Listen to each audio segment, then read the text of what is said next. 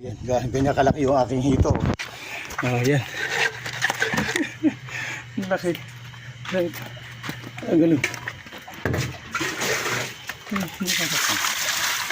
Yan. Lipat natin dito sa ano ko. Para lumangoy. Yan.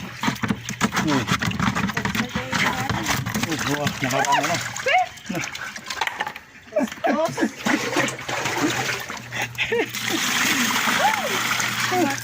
Natalon talaga yan.